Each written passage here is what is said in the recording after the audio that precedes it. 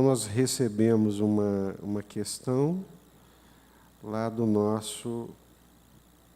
nossos pequenos grupos. E, como eu disse, eu acho uma excelente oportunidade quando essas questões chegam, porque elas servem para todos nós, né?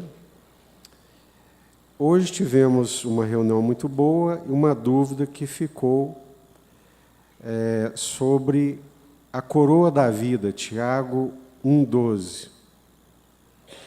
Temos também a coroa da justiça, 2 Timóteo 4,8, e a coroa incorruptível, 1 Coríntios 9,25. Pergunta: essas coroas irão fazer diferença para os salvos? Aqui na terra ou no céu? Se for no céu, então vamos ter crentes diferenciados lá no céu? Qual a finalidade e diferença dessas coroas, né? Muito oportuna a questão e me fez lembrar de uma pregação do pastor Zezinho, José Rego do Nascimento, na última reunião da ordem que nós tivemos.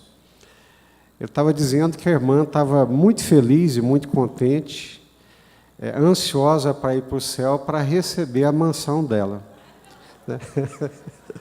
Ela disse que não via a hora de ir para o céu porque tinha uma mansão muito grande aguardando ela lá.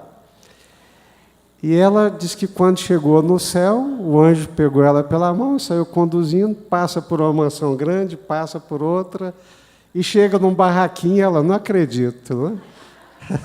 Não, mas esse é o seu barraco, né? E olha que para a gente fazer esse barraco, nós tivemos que pegar até as orações do almoço, das refeições. Entenderam? Ou seja, para fazer o barraco, até as orações de agradecimento do almoço, né? Porque tem muita gente, ultimamente, que nem ora pelo almoço, nem pelo café da manhã. Então, essa é a ideia presente, né? Da recompensa, como é que vai ser isso. Nós vamos ter uma mansão lá, e todo esse questionamento que povoa a nossa mente, né? Mas em relação à coroa, Tiago, está em Tiago, né, que nós estamos estudando.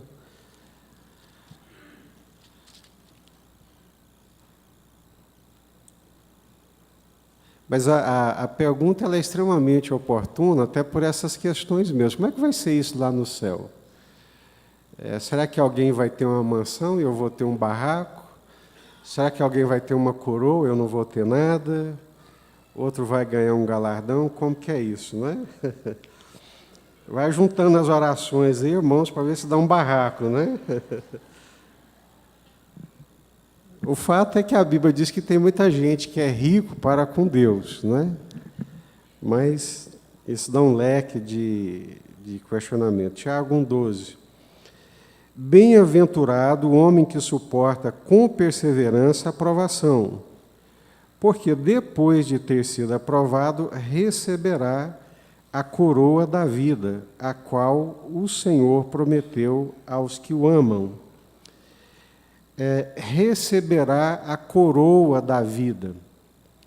Essa versão revista e atualizada, ela dá a ideia de como a pessoa haveria de receber uma coroa, né?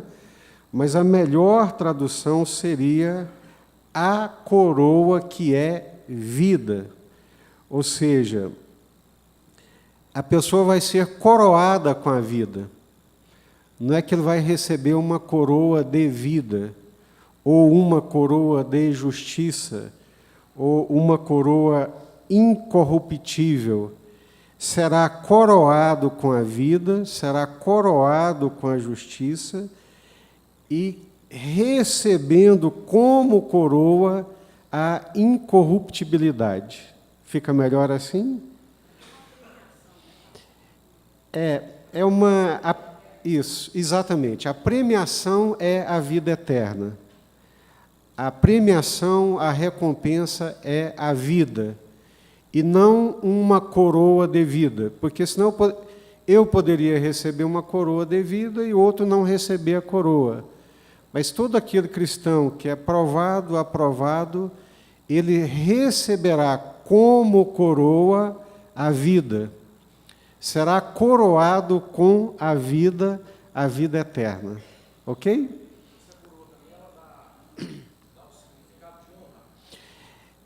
Dá o significado de... Exato, de recompensa da vida, a distinção de receber a vida eterna, né? Mas não é que seja, o que eu quero chamar a atenção, não é que seja uma coroa, não é? Mas é a vida, será coroado com a vida. Consumação, né, da recompensa final, né, do alcance final, que seria a vida eterna. Seria também um sinal de aprovação? É um sinal. Aqueles que foram provados, aprovados, receberão como coroa a vida eterna. Serão coroados com a vida, né? Mas, Marilane, nós temos aí o nosso microfone, e o trem aqui está gelado. Estou me sentindo, como diz o Reilan, lá nas montanhas. Ainda bem que eu vim de paletó, mas... Perfeitamente, mas perfeito. Obrigado, mas excelente. Não é uma questão de mérito. Lá atrás, a Marilane, excelente, não é uma questão de mérito, a coroa da vida é uma dádiva que nós recebemos da parte do Senhor. Marilane? Pastor, bom dia, paz Bom do Senhor, dia. meus irmãos. A minha Bíblia de Estudo Plenitude, ela tem um comentário que acho que vai causar um pouquinho mais de confusão ou esclarecer. Pelo amor de Deus. Porque tem outra na sequência aqui Não que é mais complicada. Olha só, o comentário aqui é o seguinte: aquele que permanece firme sob provações receberá a coroa da vida, que se refere não à vida no futuro, mas à vida aqui e agora, desfrutada com mais abundância e plenitude. A Bíblia da Plenitude, ela Não é? não foi plena agora, não, ela escorregou. Eu li o MacArthur, li o Champlin e muitos outros, e todos eles dão a ideia, e li também outras versões da Bíblia. Esse é o comentário, né, Marlene? É o comentário. Então, por ser a Bíblia da Plenitude, ela quis puxar a coroa da vida para o tempo presente, para a plenitude no tempo presente, né? Mas a ideia é ser coroado com a vida, né? Vai ser coroado com a vida. Tem mais uma mãozinha levantada ali, é a Áurea, e depois o Natanael. Esse comentário, né? Eu acho que o reino de Deus começa aqui, né? Isso. E a gente vai ter a plenitude dele na eternidade com o Senhor. Perfeito. Né? Então eu creio assim que a coroa pode começar aqui para ser pleno na eternidade com Deus, né? Isso. Que uma vez que a gente é aprovado, a gente cada dia mais vai parecer com Cristo. Nós vamos ter aperfeiçoado em Cristo, nossos frutos serão fruto do Espírito Santo e o nosso caráter vai parecer com o caráter de Cristo, né? Assim como foi Jesus, né? Jesus, ele começou o reino dele aqui nessa terra, né? Futuramente ele vai implantar plenamente esse reino nessa terra, né? Isso. Então, assim, de um certo modo, né? Pode ser que essa coroa, né, possa começar aqui nessa terra, porque o reino de Deus começa aqui, né? Uma vez que a gente realmente é aprovado, o reino de Deus é implantado nessa terra através de nossas vidas, né? Isso. A única coisa que precisa ficar claro é que essa coroa é vida. Então, não é uma coroa física, não é uma distinção, vamos dizer assim, mas é vida. Essa coroa é vida, será coroado com a vida. E a vida eterna, ela começa... já desfrutamos dela nesse tempo presente, já, mas ainda não, mas aguardamos a plenitude dela, né? Agora, a Bíblia da Plenitude me dá uma ideia de plenitude não no sentido da vida eterna. E aqui a ideia é plenitude de vida, vida eterna. Tá? Natan? Ok, é isso aí? Então, ok. Na sequência vem uma que eu acho que é um pouquinho mais complicado, que é a questão do galardão. Isso aí nem o Russell Shedd, eu já adianto para vocês. Então não vai ser Jesus aparecido, não é? Então nem o Russell Shedd, todo mundo apalpa nisso, né? Essas coisas, essas coroas têm a ver com galardão? Como é que é? Tenho dúvidas sobre isso e sobre o galardão. Essas coroas têm a ver com o galardão? Né? Não, é diferente. O galardão, sim. Ele dá a ideia... A ideia do galardão é a ideia de recompensa. O galardão já vem muito presente, a ideia de recompensa de obra realizada ou de alguma coisa que nós fizemos. Eu até anotei aqui algumas. Olha, em Mateus capítulo 5, não precisa abrir, só acompanhe. Bem-aventurados sois quando, por minha causa, vos injuriarem e vos perseguirem e, mentindo, disserem todo mal contra vós. Regozijai-vos e exultai, porque é grande o vosso galardão nos céus. Então, já é um galardão nos céus, pois assim perseguiram os profetas que viveram antes de vós. Então, aqueles que sofreram perseguições, que padeceram, que foram fiéis, né? Que não negaram o nome de Jesus, à semelhança dos profetas, não houve nenhum profeta que não tenha sido perseguido. Então, Jesus está dizendo, regozijai-vos e exultai, porque grande é o vosso galardão nos céus.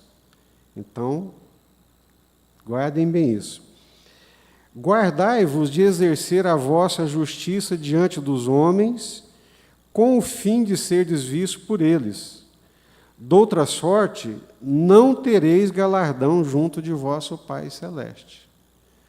Aquele que exerce a justiça dele na expectativa do reconhecimento humano, recebe o reconhecimento e o galardão dos homens e, portanto, não receberá do Pai Celestial.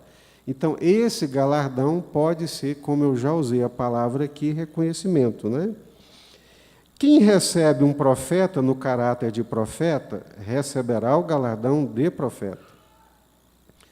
Quem recebe um justo no caráter de justo, receberá o galardão de justo.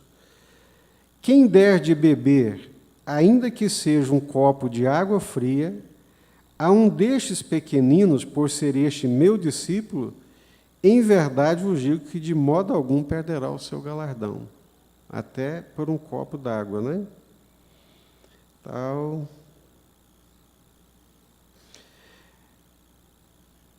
Regozijai-vos naquele dia, exultai, porque grande é o vosso galardão no céu. Ora, o que planta e o que rega são um, e cada um receberá o seu galardão segundo o seu próprio trabalho. 1 Coríntios 3:8. Então, galardão que vem por recompensa do trabalho realizado, né? 1 Coríntios capítulo 3. Galardão que vem na perspectiva de suportar dores e sofrimentos por causa de Jesus. Galardão como recompensa pelo exercício da justiça, né? 1 Coríntios 3, que fala sobre os obreiros que edificam sobre o fundamento que é Jesus. Então, Paulo está fazendo uma referência sobre o trabalho dele e sobre o trabalho de Apolo. Ele diz que, como sábio arquiteto, ele colocou o fundamento e vieram outros e edificaram sobre esse fundamento, e que Cada um veja como edifica, porque a obra de cada um será aprovada. Alguns edificarão com materiais perecíveis que não suportarão o fogo, palha, madeira, outros com ouro, prata, metais que são resistentes ao fogo. Então, ora, o que planta e o que rega são um, e cada um receberá o seu galardão. Quem plantou recebe, quem regou recebe. Se permanecer a obra de alguém que sobre o fundamento edificou, esse receberá galardão. Então, no Senhor, o vosso trabalho não é vão. Então, todo aquele que trabalha para o Senhor, e aqui nós não estamos falando de salvação, né? Como bem colocou o Másio, e é claro, salvação não é mérito, é graça, é dádiva.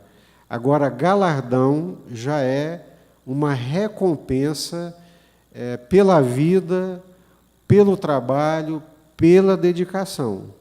A ideia presente aqui. Paulo, 1 Coríntios 9, 18.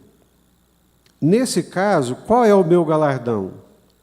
É que, evangelizando, proponha de graça o evangelho para não me valer do direito que ele me dá. 1 Coríntios 9, 18. Hebreus 10, 35. Não abandoneis, portanto, a vossa confiança, ela tem grande galardão. Hebreus 11, 26. Moisés, porquanto considerou o opróbrio de Cristo por maiores riquezas do que os tesouros do Egito, porque contemplava o galardão. Então, alguns momentos, né? Acautelai-vos para não perderdes aquilo que temos realizado com esforço, mas para receberdes completo galardão.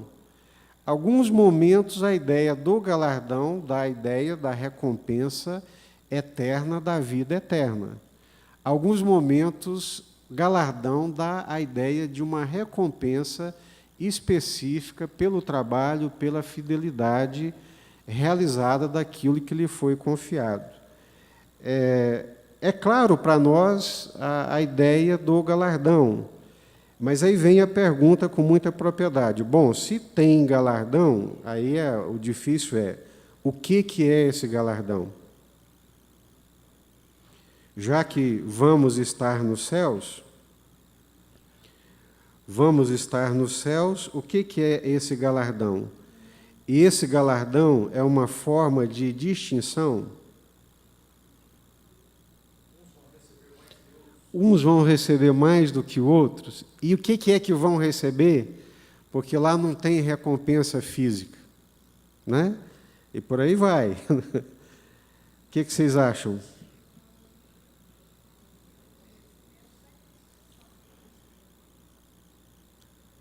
Se vai ter o galardão e ele é uma forma de extinção, como é que será isso? Será que, como a irmã, um vai morar numa mansão e o outro vai morar num barraco? Sim, Cida. Exatamente. Agora, quando o senhor leu aqui, Paulo, em 1 Coríntios, é que qual é o meu galardão? E evangelizando, então, é algo aqui na terra, é o privilégio dele de... Perfeito. Perfeito, corretíssimo. É aqui. Tem galardão que a gente recebe aqui e tem galardão que a gente recebe nos céus. Isso é fato. Também é fato.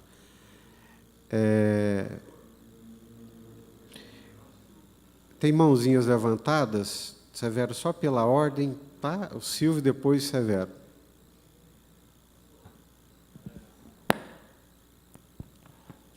Paz do Senhor a todos. Amém.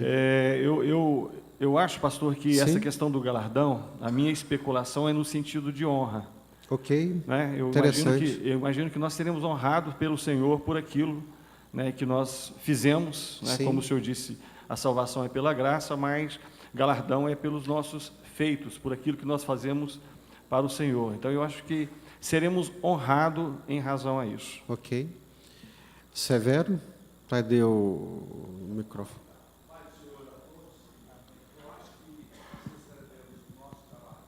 Aham. no céu. O galardão, Galardão.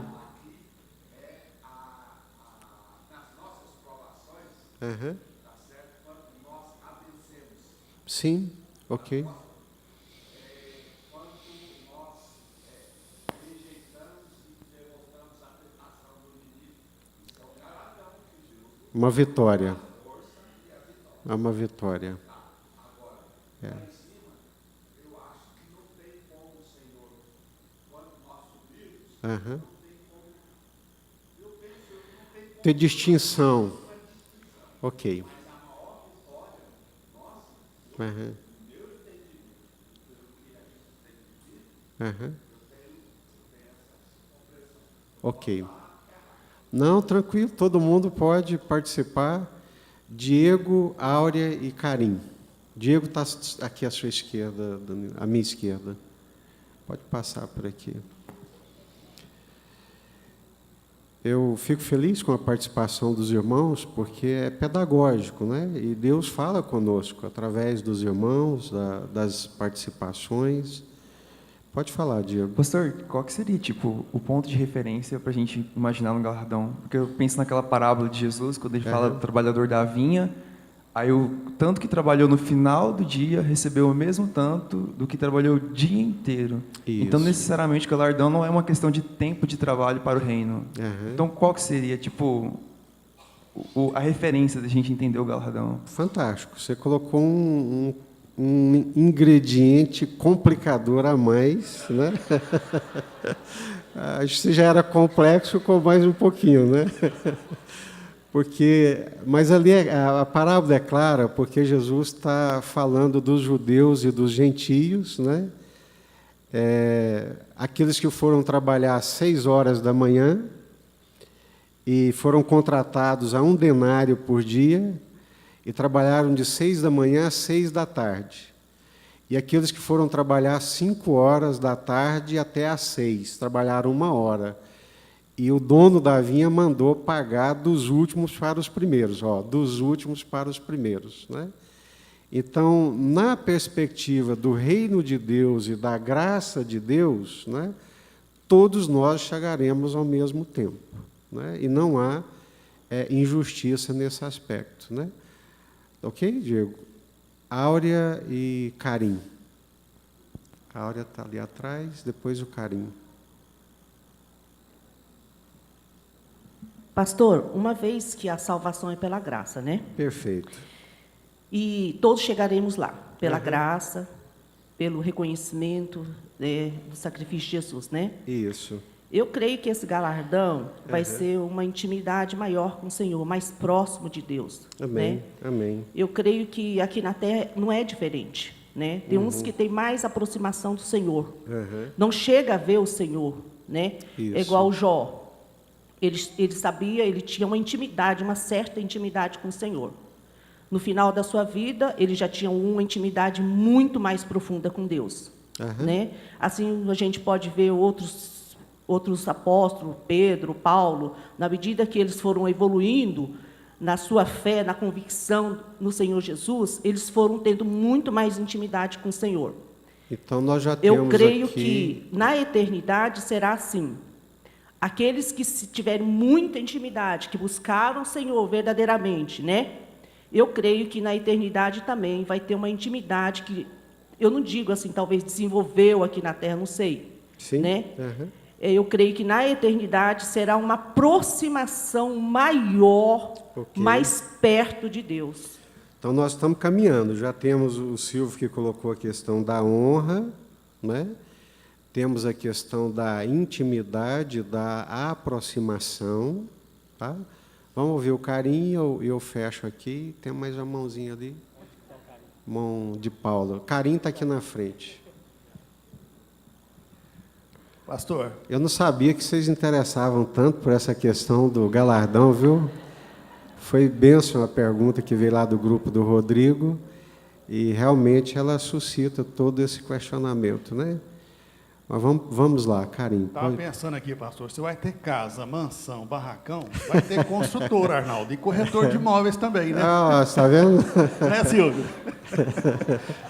Bom, mas brincadeiras à parte, aqui diz o seguinte, pastor, Mateus 11:11 fala, em verdade vos digo que entre os nascidos de mulher não surgiu outro maior do que João, João Batista, mas aquele que é menor no reino dos céus é maior do que ele. Uai, então vai ter menor e maior? Menor e maior, verdade, né? Quer dizer que a hierarquia... Sim, mas aí quando você olha, no contexto, né, do texto, vem falando sobre a lei, os profetas e Jesus. João Batista é o limiar, né, a transição para um outro momento do reino de Deus e da ação do reino de Deus. Então, quando fala dos nascidos de mulher, João Batista. E Jesus, que também é nascido de mulher. Agora esquentou, viu, gente? E não é menopausa e nem andropausa, é o ar mesmo, viu? Aqui fala, dos nascidos de mulher não surgiu outro maior do que João Batista, mas aquele que é menor no reino dos céus é maior do que ele. Perfeito. Então, ele não é o maior, né? O menor no reino dos céus é maior do que ele. Então, e Jesus, Gálatas 4:4, na plenitude dos tempos, Deus enviou seu filho nascido de mulher. Então, se dos nascidos de mulher João Batista for o maior, ele é maior do que Jesus, e não pode ser esse o raciocínio. Então, aí o texto está apontando para outra coisa, né? Para essa questão do reino de Deus e essa transição que está acontecendo de João Batista ser o último dos profetas. A revelação agora não se dá mais por meio dos profetas. A revelação agora é Cristo Jesus. Tá?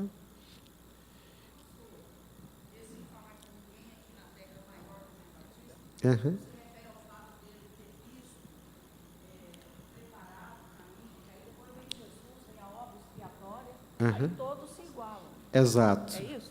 Não, dos nascidos de mulher, não houve maior do que João Batista, mas aquele que for menor no reino de Deus será maior do que ele. Então, volta para aquela máxima de Jesus: o maior é o menor, né? Então, ao mesmo tempo que ele diz que João Batista é o maior, quem for menor no reino dos céus é maior do que João Batista. E no caso é Jesus, né? Jesus é o maior dos nascidos de mulher, mas ao mesmo tempo é o menor, né? Jesus se faz menor de todos. Tá? De Paula, levanta a mão para ele te localizar, de Paula, é isso. Graça e paz, irmãos. Amém? Amém.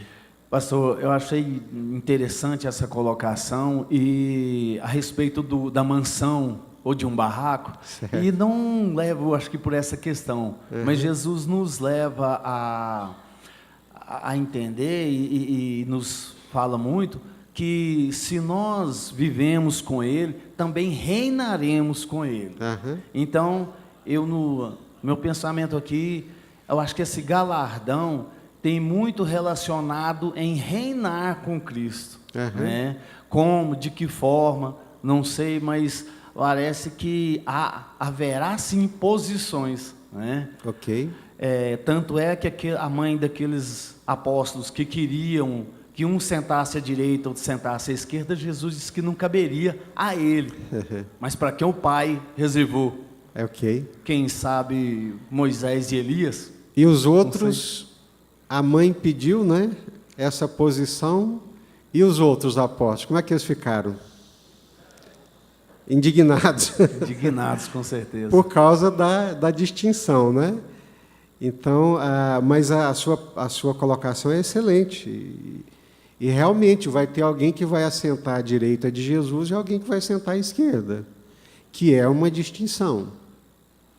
E é uma posição guardada e que vai ser dada pelo Pai. Assim como a gente sabe que é uma posição e que é uma honra para Jesus assentar-se à destra do Pai. Né? Muito bem colocado. Eu vou ouvir o Wilson, Claudinha, Rodrigo e encerro, senão eu não sigo a lição aqui. O Wilson está ali? Essa questão de galardão, também a gente pode se basear também quando o Senhor Jesus, ele fala assim que se você realiza o seu ministério, você trabalha na obra de Deus, e você toca trombones, e você demonstra que você trabalha muito, parece que diante dos homens você já recebeu o seu galardão. Isso. E agora como é que fica? Também lá ele não vai receber? Isso. Né?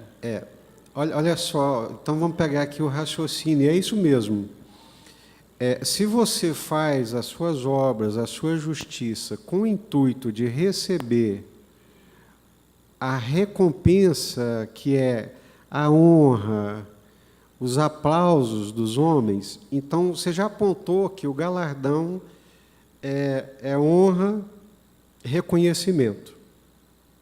Então, né, a gente já aponta, já o próprio texto já dá essa ideia, que é reconhecimento da parte dos homens. Aquele que exerce a sua justiça com o intuito de serviço pelos homens, recebendo deles o reconhecimento, recebeu o seu galardão. Né?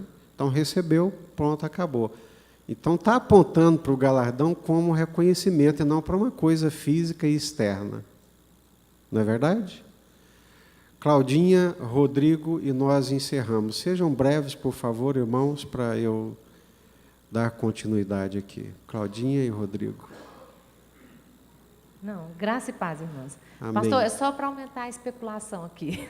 Não faça isso. É porque eu estava até comentando Brincadeira, com a Marilane, o que eu vejo assim, que o Senhor já criou os céus com um organograma, vamos dizer assim, hierárquico, não sei, de honra, de papéis também, né, não sei definir aqui, mas assim, anjo, arcanjo, né, querubins, serafins. Isso. Então, eu imagino que, da mesma forma que já está o modelo... Vai ter o crente número 1, crente número 2, assim, crente número 3. Vai ter crente, talvez até sendo o anjinho da asa quebrada. Mas eu faço brincadeira. Mas eu falo assim, parece que esse organograma já está lá funcionando. Né? Então, assim, já foi feito por Deus. Eu vejo muito assim pelo lado da Áurea, mas ao mesmo tempo, por isso que é especulação, que vem, é só coisas especulando mesmo, porque ali a gente vê papéis distintos, ninguém é maior que ninguém, né? Mas papéis distintos. E se o galardão é honra, é para o lado do papel ou é honra, como que é? Você está entendendo? Ok. Mas na igreja nossa também nós temos um modelo que a gente está caminhando para os céus, como já é aqui agora, né? Já, mas não, é aquela questão do reino. E aqui tem, ninguém é maior, o que limpa a igreja ou o que está no púlpito pregando, todos somos iguais. Né? Okay. Então, eu também não posso dizer que tipo de honra seria essa, classificando, né? O que Jesus disse que o maior é o menor, né? Então, a perspectiva e o valor do reino de Deus é o inverso do nosso. E Jesus diz também que nessa questão de que no mundo vindouro não se casarão nem se darão em casamento, mas serão como os anjos, né? Então, até essa questão de gênero, que é muito discutida, parece que lá vai ser bem resolvida, né? De igualdade total. A imagem que passa não vai ter um melhor do que o outro. É isso. Todos iguais. Mas aí eu vou pontuar algumas coisinhas que vai nos ajudar a melhorar a compreensão. Mesmo que a gente não entenda o todo, vai melhorar. Rodrigo, pode falar, Rodrigo? Não, pastor, a gente vê desde o início, desde Adão, Deus nos dando uma dica de como é o relacionamento dele com a igreja. Que ele abomina a prostituição, que ele abomina a prostituição espiritual, inclusive. E eu creio que o amor que o crente demonstra para com Deus entra muito nisso daí. Aquele que ama mais a Deus, aquele que faz, igual alguém falou aí, não faz para aparecer, eu creio que tem mais intimidade com o Senhor. Então, nós desfrutamos aqui na terra desse galardão, dessa paz, dessa tranquilidade. Agora, no céu, é o que o pastor falou no início aí. É muita especulação. Se for discutir, né, até a Nova Jerusalém, como é que é, parece que é uma cidade que parece um cubo. Né? Vixe, mais agora não vamos entrar por aí não, que aí o trem complica. Então, eu creio que a alegria de sermos aquele crente que Jesus olha assim e fala, não, esse aí eu boto fé nesse. Isso. A alegria é nossa, né, pastor? Agora, no céu, é o que você falou no começo, é difícil discutir isso, essa hierarquia, igual a Claudinha falou aqui, eu acho que é meio difícil. Ok. Então, vamos lá, eu vou começar a pontuar algumas coisas, tá? 1 João 2, 28, só ouçam, por favor. Filhinhos, agora, pois, permanecei nele, para que, quando ele se manifestar, tenhamos confiança e dele não nos afastemos envergonhados na sua vinda. Aí eu vou pontuando isso e pensando que Jesus tinha uma multidão que o seguia, da multidão tinha 70, dos 70 tinha 12 e dos 12 tinha 3. Todos os grandes eventos vivenciados por Jesus, a ressurreição da menina e muitas outras coisas particulares de uma revelação espiritual mais elevada, esses 3 estavam presentes: Pedro, Tiago e João, no barquinho no Mar da Galileia.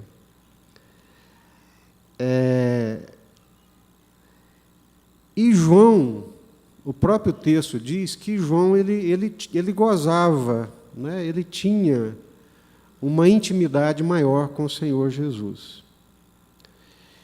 E Jesus diz que Deus não é Deus de mortos, Deus é Deus de vivos. Essa turma está toda viva. Não comunica conosco, graças a Deus, e a gente sabe isso pela Bíblia, né? Mas Deus não é Deus de morto. Então, Abraão, Isaque e Jacó não estão mortos. Eu sou o Deus de Abraão, Isaque e Jacó. E eles já tinham partido. Então, é isso que Jesus está dizendo. E que virão gente do Oriente e do Ocidente e se assentarão à mesa. E Jesus diz ali em Mateus 26 que não beberei mais do fruto desta vide, a não ser quando assentarmos no reino de Deus, né? Então, a impressão que eu tenho, é minha e já ouvi de outros pensadores também, é que essa questão de galardão envolve, sim, essa honra de lugar, não é? Por exemplo, Jesus disse, quando você for num banquete, não senta logo no primeiro lugar, não, senta lá atrás, espera o dono da festa te chamar, porque quando ele te chamar, você vai ser honrado, você vai ser distinguido, não é? Então, alguns, e vocês acham que seria justo, por exemplo, aquele que aqui deu a vida, sangrou e viveu intensamente para Jesus, não desfrutou nada dessa vida para ele, mas viveu toda a vida dele intensamente só para Jesus, que no mundo vindouro, não em termos de salvação, mas de recompensa, que as recompensas sejam iguais? Né? Teve alguns aqui que abriram mão, não por força de uma instituição, mas por desejo de servir melhor Jesus, que ele abriu mão do casamento. Ele abriu mão de desfrutar da sexualidade, que é uma coisa normal, santa, maravilhosa. Mas ele falou, entre desfrutar desse prazer e ter outra pessoa na minha vida, eu vou viver somente para o Senhor. Eu e o Senhor. E outros viveram aqui, né, e desfrutaram da vida graças a Deus, bons pratos, lugares maravilhosos, e outros não desfrutaram de nada por causa do Senhor. Eles poderiam, não é pecado, não está errado, mas eles voluntariamente se entregaram, se dedicaram, entenderam, buscaram entender e viveram intensamente para o Senhor, como é o caso do apóstolo Paulo.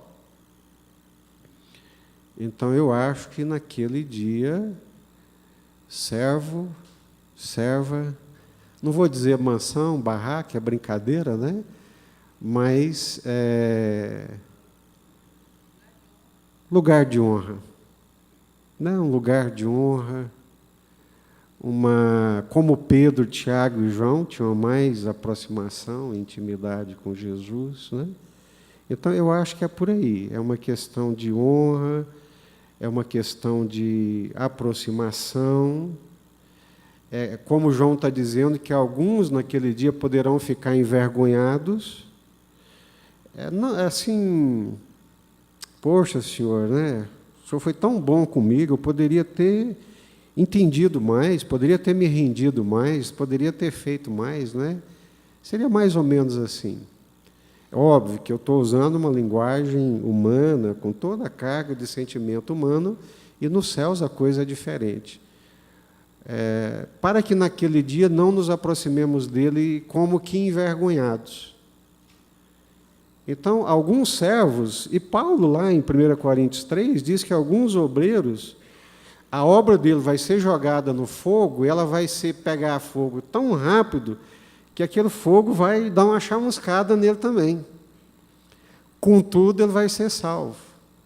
Nós não estamos falando de salvação, nós estamos falando de galardão, nós estamos falando de recompensa. Você vai ter, já está lá, chamuscado no barraco, mas já está lá. Aleluia, glória a Deus, né? Não vai ter as dores, cheguei, né? Cheguei, pela graça de Jesus, cheguei, já cantava Josué, né? Então, já está lá. Agora, teve alguns que se doaram mais, que entenderam mais, que buscaram mais, né? Gente, você lê a Bíblia o tempo inteiro, está repleto disso. De alguns homens, Deus não pôde pedir algumas coisas. Eu tenho algumas coisas que Deus não pode pedir de mim. Eu não suportaria, eu não daria conta.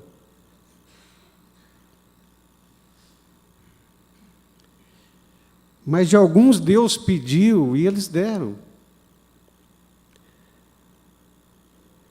Presta atenção, gente. Deus chegou para Oséias e falou assim: Oséias, meu servo, eu quero que você case com aquela mulher, aquela prostituta, a mais vagabunda da cidade, eu quero que você se case com ela. Que isso, senhor? O senhor está doido? Parece que o senhor não sabe quem eu sou? Me guardei até agora? Não teve esses argumentos. E olha só, Oséias, eu quero que você saiba que ela é prostituta, ela é vagabunda. Você vai casar com ela, vai pegar o seu manto de honra, o seu nome, a sua honra, a sua autoridade, você vai jogar sobre ela, ela vai te trair, porque ela não presta, e você vai voltar lá e vai resgatá-la e trazê-la como esposa. Isso é literal, irmãos, isso é uma história, não é conto, não, é real. Ele foi lá, casou-se com aquela prostituta, trouxe ela para dentro de casa, teve filhos com ela, ela o traiu, e em obediência a Deus, ele foi lá e trouxe ela de novo para dentro de casa. Moisés estava estupendamente bem no Egito. Diz que no Egito ele era um varão poderoso em obras, palavras e conhecimento de toda a ciência do Egito.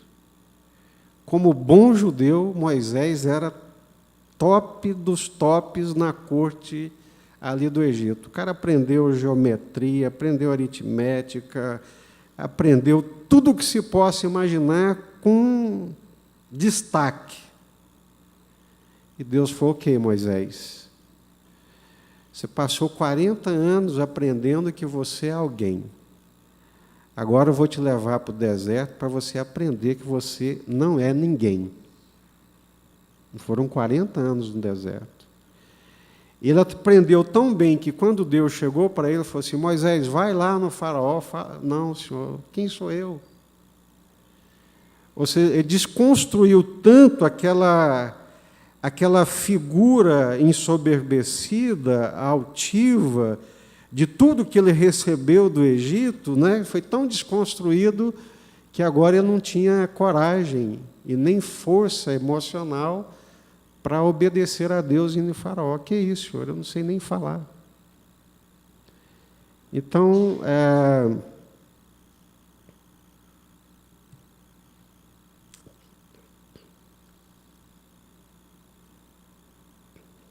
eu acho que tem servos e servos.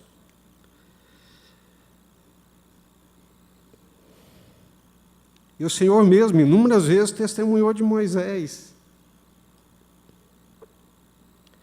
que foi fiel em toda a casa de Deus. Então, tem servo que é fiel, tem servo que é mais ou menos fiel, tem servo que é relapso, né? Então, acho que tem essas coisas todas. E a gente não pode desconsiderar o fato de que Jesus também, o autor de Hebreus, diz que pela alegria que lhe estava proposta, ele suportou a dureza da cruz. Esse é o autor de Hebreus. E Paulo, em Filipenses, diz que Jesus, tendo em vós o mesmo sentimento que houve em Cristo Jesus, que não tendo considerado como usurpação ser igual a Deus, a si mesmo se humilhou.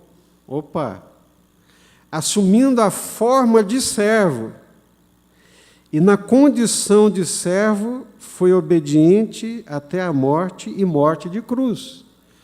Pelo que Deus o exaltou sobremaneira, dando-lhe um nome que está acima de todos os nomes, para que o nome de Jesus se dobre todo o joelho, no céu, na terra e embaixo da terra. Então, Jesus foi honrado, recebeu um nome que está acima de todo nome, dado por Deus Pai. Então, autoridade, honra, intimidade. Então, eu acredito que essas coisas nós vamos ter lá. Tá? Ok, gente?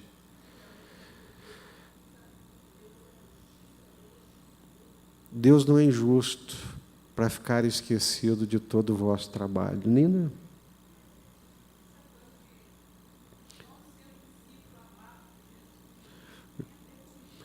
João era o discípulo amado de Jesus. Curva a sua cabeça, vamos orar agora, saindo da especulação e entrando para essa questão da recompensa, né, do galardão. Eu já me dou muito por satisfeito, não que eu seja acomodado, e entrar lá nos céus. E eu sei que eu vou entrar por causa de Jesus. E o que eu puder fazer aqui pelo Senhor, eu quero fazer em amor, e não numa perspectiva de troca. Mas eu acho que vale a pena ouvir da boca de Jesus: olha, eu sei das lutas que você passou, eu sei da integridade, e eu sou testemunha da sua fidelidade.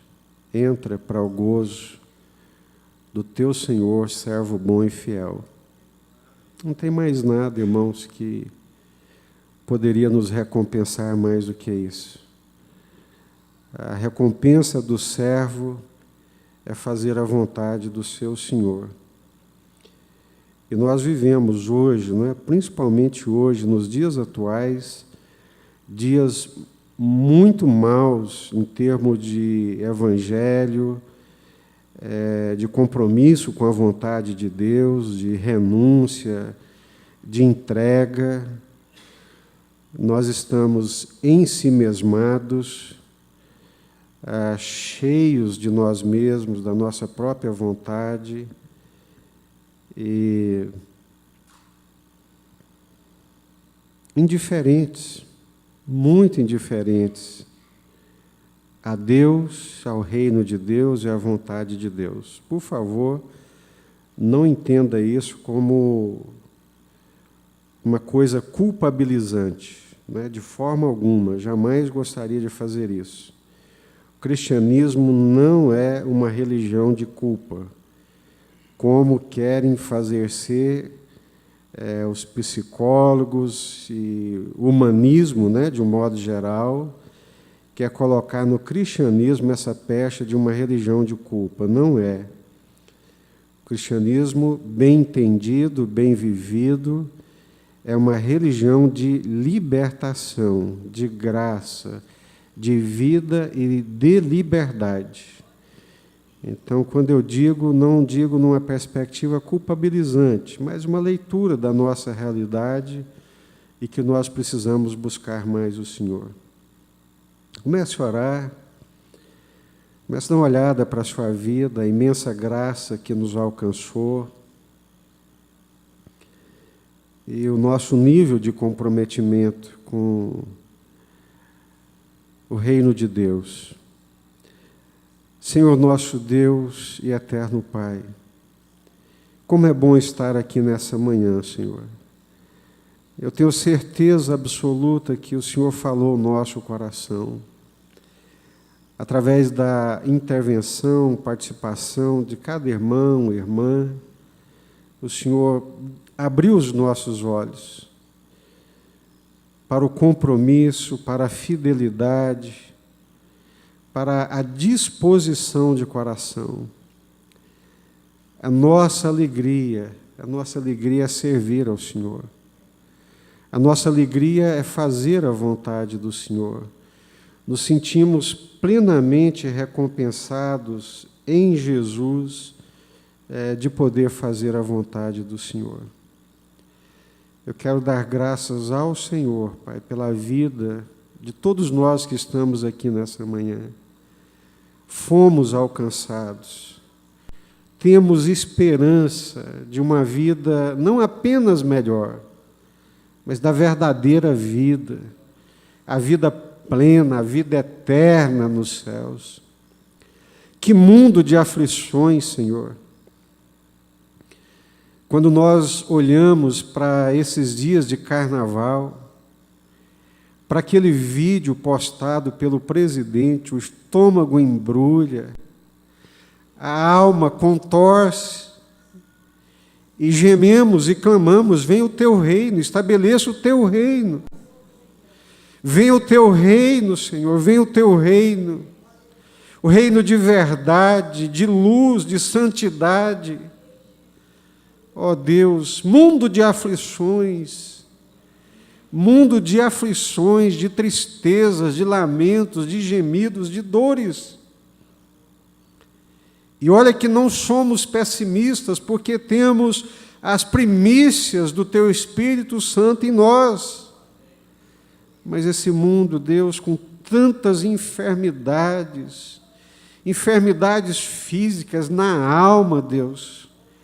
Oh, Deus, quantas doenças na alma, Pai, almas adoecidas, oprimidas, agrilhoadas.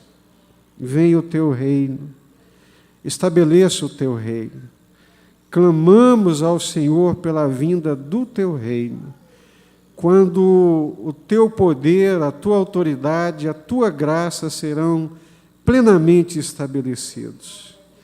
E nesse intermédio de tempo, Deus, até cruzarmos aí os umbrais da eternidade, ou até o reino do Senhor chegar, ajuda-nos, dá-nos fidelidade, renova a nossa fé, o nosso compromisso, a nossa alegria de servir ao Senhor, participando da vida uns dos outros, das atividades da igreja, tendo compromisso com a Tua palavra, por onde andarmos, por tudo quanto fizermos. Renova, ó Deus, a nossa fé, renova-nos espiritualmente, livra-nos da indiferença e da frieza espiritual. É o que nós te pedimos e clamamos nessa manhã. E se, ao chegarmos diante do Senhor, tivermos aí uma recompensa, ó Deus, extra, guardada, aleluia, glória a Deus, louvado seja o Teu nome. Mas já estamos muito felizes e contentes com o Senhor e com a presença do Teu Espírito Santo em nós. Abençoa o Teu povo, Pai. Nós oramos em nome do Senhor Jesus, Pai. Amém?